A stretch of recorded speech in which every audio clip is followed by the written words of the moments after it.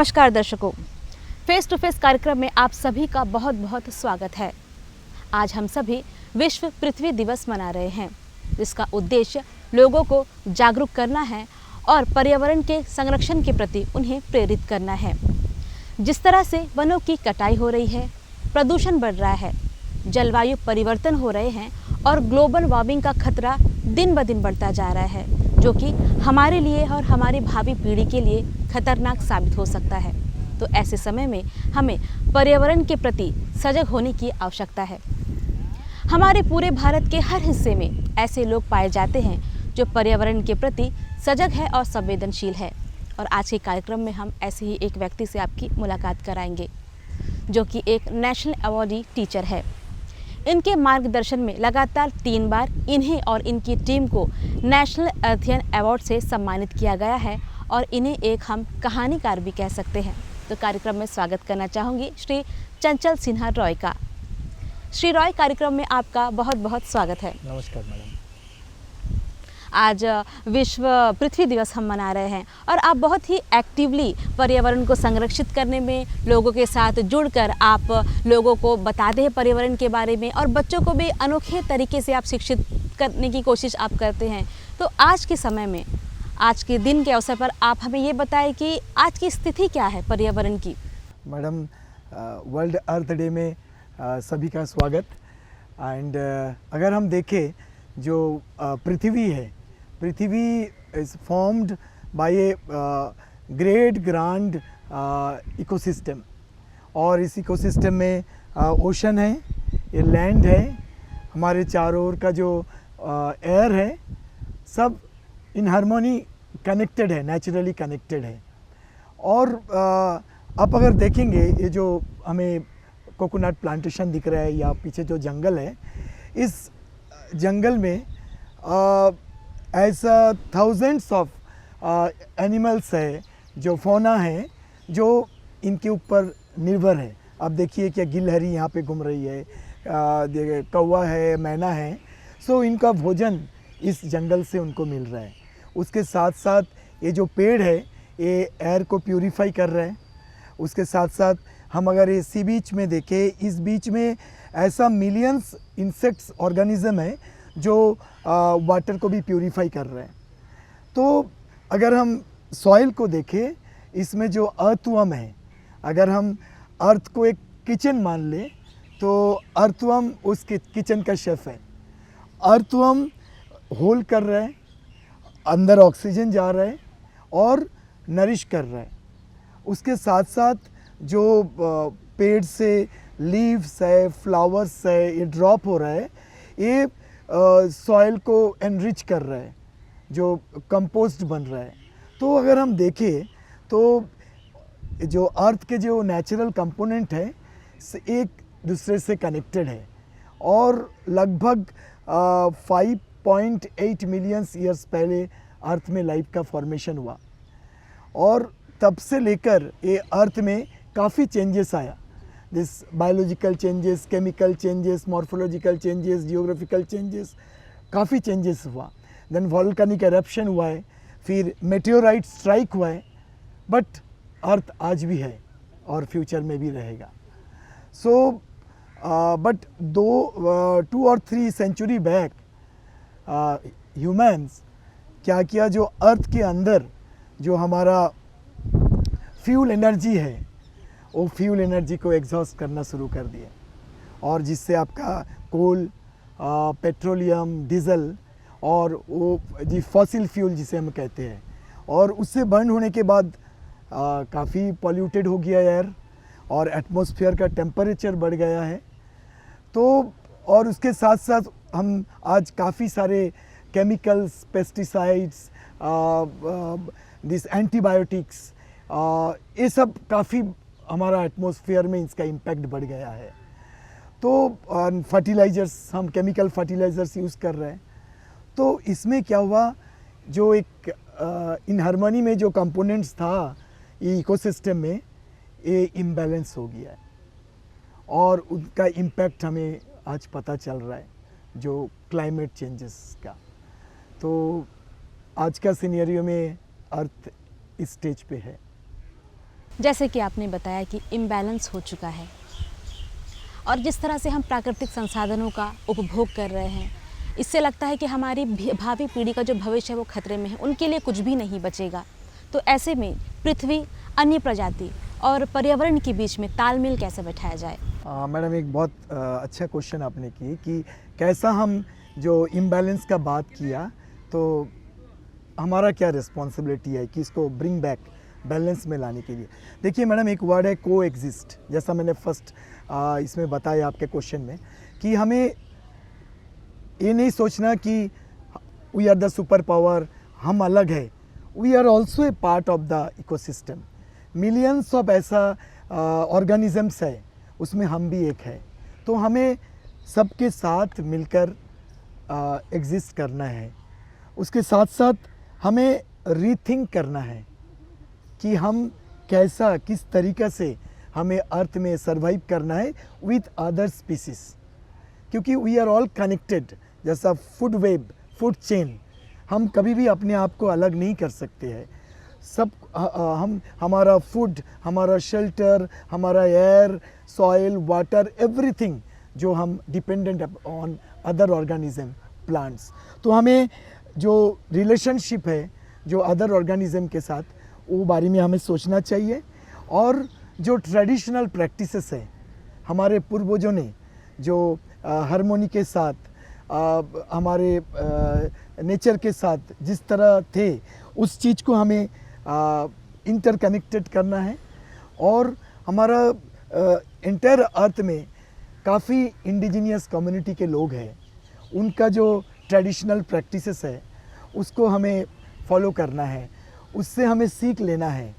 और उसके साथ साथ हमें जो लाइफ स्टाइल है वो काफ़ी इको फ्रेंडली वे में, हमें सस्टेनेबल वे में लाइफ स्टाइल को चेंज करना है।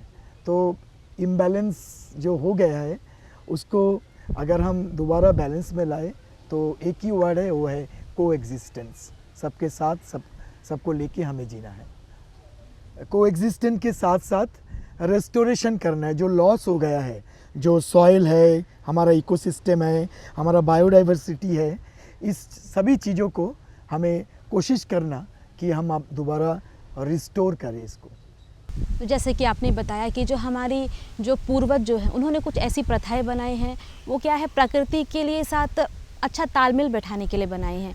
और आज के समय में बहुत तरह की अच्छी चीज़ें हो रही हैं, उससे हम जुड़कर प्रकृति को संरक्षित करने के लिए हम जो कुछ अच्छा कर सकते हैं वो हम करें। तो श्री रॉय, आप हमें ये बताइए कि अब हमें जो भावनात्मक तौर पर प्रकृति से जुड़ने के लिए हमें क्या करना चाहिए? हमें, जो मैंने पहले ही बताया कि हमें ये टाइम आ गया है कि हमें सोचना है किस तरह से हम अपने फ्यूचर जनरेशन के लिए अपना जो इकोसिस्टम है, बायोडाइवर्सिटी है, इसको हम रिस्टोर करें। क्योंकि ज़िंदगी तो यहीं ख़त्म नहीं है। आने वाले जनरेशन जो है, बच्चे जो खेल रहे हैं, स्कूल जा रहे हैं, भावी पीढ़ी, तो जो नेचुरल रिसोर्सेस है ये लिमिटेड रिसोर्सेस के काफ़ी सारे नॉन रिन्यूएबल रिसोर्सेस हैं। तो इस नॉन रिन्यूएबल रिसोर्स को अगर हम बिना सोच समझे इसको हम यूज़ करें तो ये आने वाले जनरेशन के पास काफ़ी सारे प्रॉब्लम जनरेट होगा। तो हमें डीपली इसको थॉरोली सोचना है, स्टडी करना है और अवेयरनेस इसके लिए डेवलप करना है। तो अवेयरनेस, एजुकेशन, सस्टेनेबल प्रैक्टिसेस के थ्रू ही हम इसे ब्रिंग बैक कर सकते हैं, या जो फ्यूचर जनरेशन है उसके लिए हमें रेस्टोरेशन करना पड़ेगा। तो श्री रॉय, आप भावी पीढ़ी के बारे में आप बोल रहे थे कि भविष्य में उन्हें खतरा हो सकता है। तो ऐसे में खासकर हमारे द्वीपों के बच्चों को कैसे हम प्रकृति से जोड़ें ताकि वो अभी कम उम्र से ही प्रकृति से जुड़े रहे और सजग रहे? मैडम, जैसे कि अंडमान निकोबार है, यहाँ का जो इकोसिस्टम है काफ़ी फ्रजाइल है। एंड आपने जो बच्चों के बारे में पूछा है, ये फ्यूचर कस्टडियन है। ये जो हमारा नेचुरल रिसोर्सेस है, इनका फ्यूचर में इनको प्रोटेक्ट करना, इसको प्रिजर्व करना, कंजर्व करना, देयर रिस्पॉन्सिबिलिटी। तो एक छोटा सा मैं एग्जांपल दे सकता हूँ आपको। जैसे हम अभी कैरवैन स्कोप में बैठे हैं, कार्बाइन स्कोप के आप अगर लेफ़्ट साइड में देखें, यहाँ पे काफ़ी मैंग्रोव फॉरेस्ट है। हाँ, तो हम बच्चों को एक सिंगल जो मैंग्रोव एक प्लांट है ऐसा हम एजुकेट ना करें, इंटायर मैंग्रोव का जो बायोडाइवर्सिटी है उसके बारे में बच्चों को जानकारी दें कि इस मैंग्रोव बायोडाइवर्सिटी किस तरह सुनामी का जो वेव था उससे हमें अंडमान निकोबार को सेव किए, और मिलियंस ऑफ जो एक्वेटिक एनिमल्स है उनका लाइफ मैंग्रोव बायोडाइवर्सिटी के ऊपर डिपेंडेबल है, और ये हमारा एयर को प्यूरिफाई कर रहे हैं। जितना भी आप जो जुवेनियल है, फिश है, इसके यहाँ पे शेल्टर है मैंग्रोव फॉरेस्ट, इसका जो लीव ड्रॉप होता है वो उनका फूड है। क्रैब्स है, रेप्टाइल्स है, they are directly indirectly mangrove forest के ऊपर डिपेंडेंट है। तो जब हम बच्चों को इसके बारे में जानकारी देंगे तो ऑटोमेटिकली बच्चों के अंदर एक अफेक्शन, केयर, लव तो कनेक्ट हो जाएंगे। तो कहीं ना ऑटोमेटिकली उनके अंदर जनरेशन होगा कि ये मेरा रिस्पॉन्सिबिलिटी है। और उसके साथ साथ हम बहुत सारे एक्टिविटीज़ है, जैसा नेचर वॉक हो गया, फिर हमारा जो कोस्टल एरिया में जो है बच्चे बीच क्लीन करना हो, फिर आपका टर्टल है उसका उनको मॉनिटरिंग करना, उन्हें प्रोटेक्ट करना, उनके लिए अवेयरनेस करना, कोस्टल बायोडाइवर्सिटी को प्रोटेक्शन करना। तो इस तरह की काफ़ी सारे एक्टिविटीज़ है।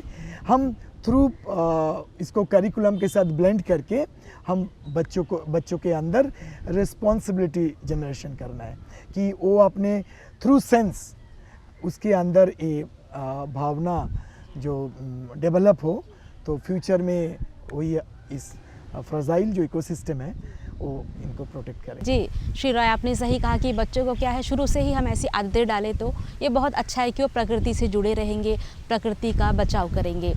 तो श्री रॉय, आपने बच्चों के लिए क्या करना है ये तो बताया, पर बच्चे क्या है अपने जीवन का बहुत सारा जो साल है अपनी शिक्षा के क्षेत्र में बिताते हैं। तो ऐसे में शिक्षा के द्वारा, एक स्कूल के द्वारा बच्चों को पर्यावरण से हम कैसे जोड़ सकते हैं, और एक विद्यालय द्वारा बच्चों को कैसे पर्यावरण के प्रति एक अच्छा संबंध बैठाना, ये कैसे किया जा सकता है? देखिए, स्कूल एक बहुत ही वंडरफुल प्लेटफॉर्म है जहां हम बच्चों को रिकनेक्ट कर सके उनके इमीडिएट सराउंडिंग के साथ। तो नेशनल करिकुलम फ्रेमवर्क में बहुत ही सुंदर तरीक़ा से इसको आपका नेचर एंड स्कूल एजुकेशन इनको इनकलकेट किया है, बच्चों के अंदर डेवलप करने के लिए मर्ज किया है। तो हमें लगता है कि बियॉन्ड द स्कूल बाउंड्री जो हमारा करिकुलम है, जो हमारा टॉपिक है, वो हम उसके कॉन्टेक्चुअल जो आपका लर्निंग है उसके साथ इसको कनेक्ट करना है। जैसा सोचिए ये लैंड फॉर्म है, ये हम जब जियोग्राफी पढ़ाएंगे तब हम लैंड फॉर्म के साथ कनेक्ट कर सकते हैं। साइंस में हम जो हमारे चारों ओर जो नेचुरल चेंजेस या नेचुरल इवेंट्स हो रहे हैं उसके साथ हम बच्चों को कनेक्ट कर सकते हैं।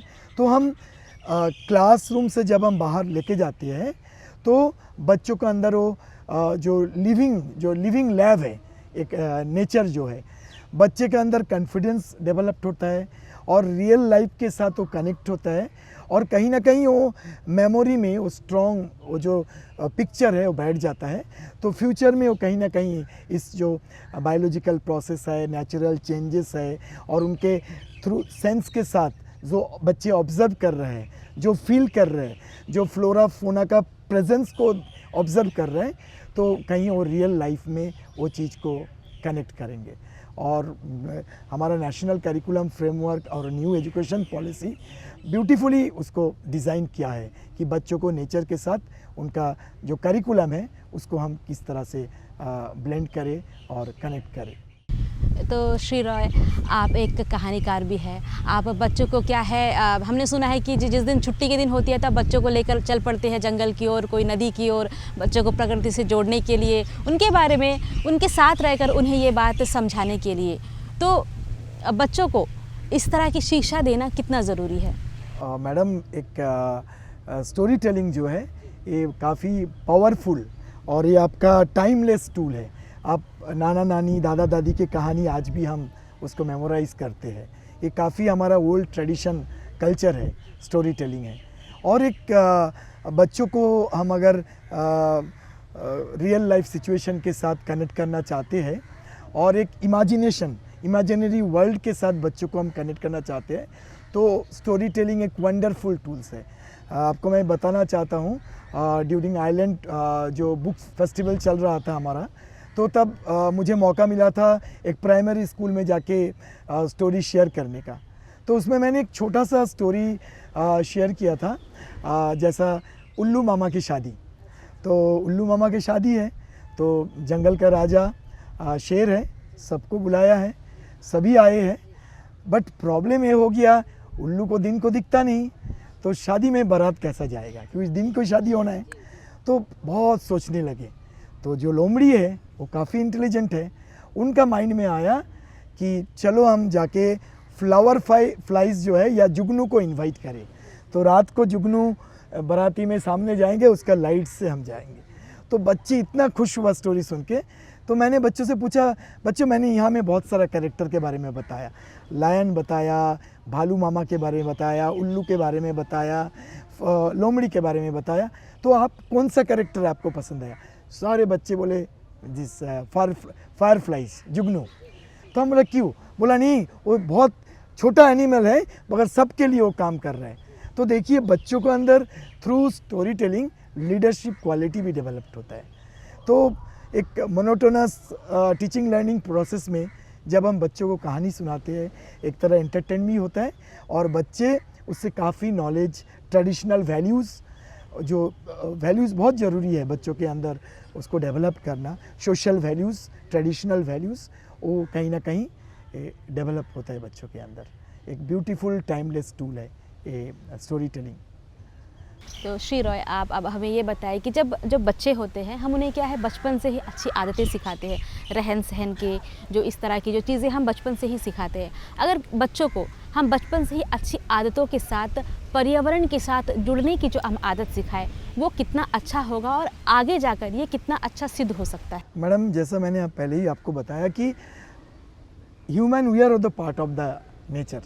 तो किसी भी तरीके से बच्चों को नेचर से हम डिस्कनेक्ट नहीं करना चाहिए और हम बच्चों को नेचुरल वे में ही अगर उनको परवरिश करें और उनका प्राइमरी एजुकेशन हो, तो एक बहुत रिस्पॉन्सिबल सिटीज़न वो बच्चा बनेगा। तो जैसे हम स्कूल के गार्डन में लेके जा सकते हैं, जो क्लाइमेट में जो चेंजेस आते हैं उसके साथ बच्चों को हम कनेक्ट कराएंगे कि हमारे लाइफ में भी चेंजेस आते हैं। तो it is not an unnatural thing, ये प्रोसेस हम, क्योंकि देखिए जब हमारे अंदर social change, psychological changes, physical changes आ जाते हैं, कभी बच्चे के अंदर डिप्रेशन भी आ जाती है कि ऐसा क्यों हो रहा है। तो हम अगर बचपन से ही ये जो नेचुरल जो हमारे सराउंडिंग में जो चेंजेस आते हैं, जैसा अभी रेनी सीज़न है, फ्लावर काफ़ी सारे आ रहे हैं, गुलमोहर के फ्लावर आप देख सकते हैं पोर्ट ब्लेयर सिटी के अगल बगल, तो एक इंडिकेशन है चेंजेस का। तो इस तरह से हम अगर बच्चों को करें और एक पोएटिक सेंस उसके अंदर डेवलप करें कि नेचर से हम इंस्पायर होके बहुत कुछ आर्ट वर्क हो, पोएट कंपोज करना हो, तो हम जैसा मैंने बताया एक लिविंग लेबोरेटरी है। तो इसके साथ हम जितने अच्छे से हम बच्चों को कनेक्ट करेंगे, उतना अच्छा एक फ्यूचर का सिटीज़न हम देश को दे सकते हैं। तो श्री रॉय, आज हम सभी विश्व पृथ्वी दिवस मना रहे हैं, तो चलते चलते आप अपनी तरफ से जो कार्यक्रम से जुड़े हुए हैं, जो बच्चे आपको देख रहे हैं, जो हमारे दर्शक आपको देख रहे हैं, आप उन्हें क्या कहना चाहेंगे? अर्थ डे है, ज़रूर हम सेलिब्रेट करेंगे, बट ये ना भूले हमारा रिस्पॉन्सिबिलिटी। जैसा कि मैंने पहले कहा, फिर भी मैं आपको बोल रहा हूँ कि इको रिस्पॉन्सिबल हमें बनना चाहिए, सस्टेनेबल लाइफस्टाइल हमें कंटिन्यू करना चाहिए। अगर हम अपने हाथ जो एक्सपेंड कर रहे हैं, इतने जगह का हम अगर उसको क्लीन रखें, प्लास्टिक से और जो पॉलीथीन हो, प्लास्टिक हो, जो नॉन बायोडिग्रेडेबल मटेरियल से हम अगर क्लीन करें, बैकवर्ड में हम अगर किचन गार्डन डेवलप करें, तो एक हम ग्रीनरी अगर हमारे चारों ओर डेवलप करें और ये ना सोचे कि सब दूसरा का रिस्पॉन्सिबिलिटी है। पर्सनल रिस्पॉन्सिबिलिटी के साथ साथ कम्युनिटी वर्क में भी हमें इन्वॉल्व होना है। तो एक सुंदर अर्थ, अभी भी टाइम हमारे हाथ में है एक नेक्स्ट जनरेशन, फ्यूचर जनरेशन को हम गिफ्ट कर सकते हैं।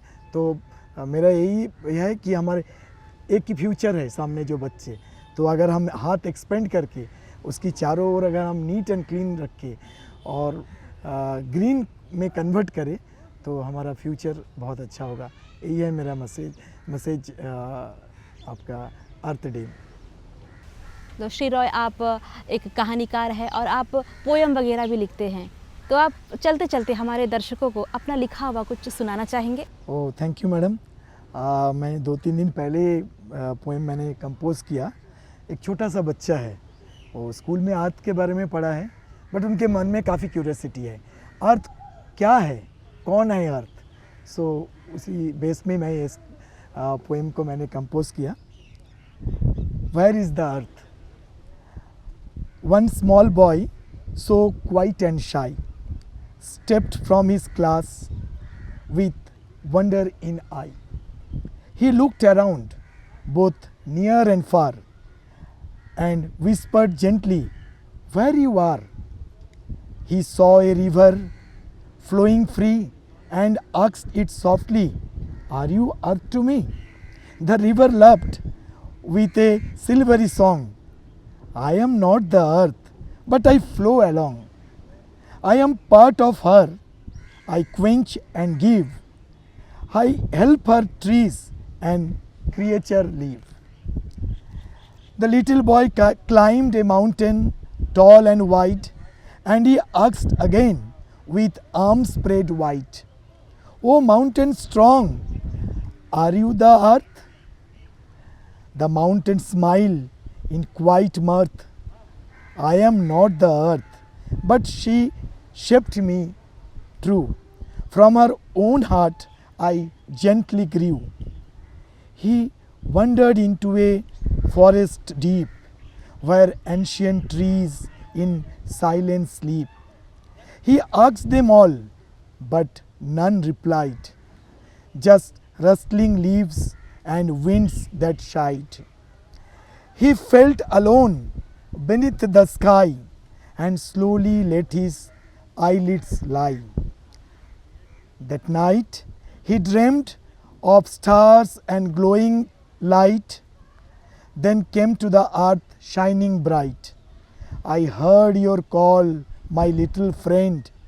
Your search for me has reached at end. I am not one thing you see each day, but all you met along your way. The rivers dance, the mountain graze, the whispering woods, each tiny place, the soil, the seas, the breeze that songs. I am the sum of all those things. So care for rivers, trees and land. Hold every leaf with loving hand. For when you love the world you see, you are also taking care for me." बहुत ही सुंदर कविता थी श्री रॉय, और आज आप हमारे कार्यक्रम में आए और अर्थ डे के विषय पर इतनी सारी जानकारियाँ हमसे साझा की, इसके लिए आपका हमारे पूरे दूरदर्शन टीम की ओर से बहुत बहुत धन्यवाद। तो दर्शकों, ये थे श्री चंचल सिन्हा रॉय, जिन्होंने विश्व पृथ्वी दिवस के अवसर पर हमें इतनी अच्छी जानकारियाँ दी। हमें आशा है हम सभी पर्यावरण के संरक्षण के साथ जुड़ेंगे, हम खुद जागरूक होंगे और औरों को भी जागरूक करेंगे, क्योंकि प्रकृति के रंग के साथ ही हमारे जीवन का साथ है। आज के इस दिवस के अवसर पर हमारी ओर से आप सभी को ढेरों शुभकामनाएं। आज के कार्यक्रम में बस इतना ही। नमस्कार।